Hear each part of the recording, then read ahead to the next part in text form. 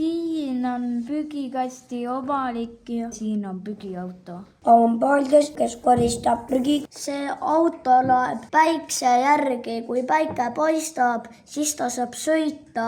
Kui päike ei paista, siis ta jääb lihtsalt koha peale seisma.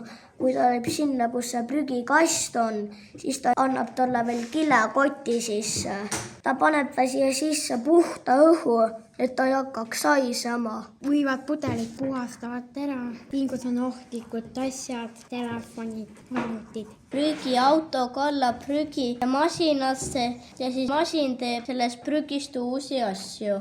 Prügimärgist tehakse mänguasju, jalgratast, seljakotti, igasuguseid asju tehakse sellest märgist. Siin on helikopter, tema korjab prügi veesist ära. Siin on tolmuime, mis puhastab prügi siia masina sisse. Siin on see, mis imeb musta prügi sisse. See puhastab siin ära. Siin on ka. See on siin seespool seda ropelle. Imeb rohelist asju sisse. Ja need on siin kaamerad. Prügiauto, need on kõik autorehvid, need on prügikotid. Et sa paned siit prügi siia, siis ta läheb siit üles, siin on siuke sorteerimismasin, see on patarei, läheb siit alla sellesse.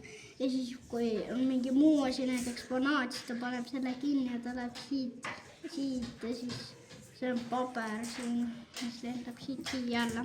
Ja see on pudel ja klaas.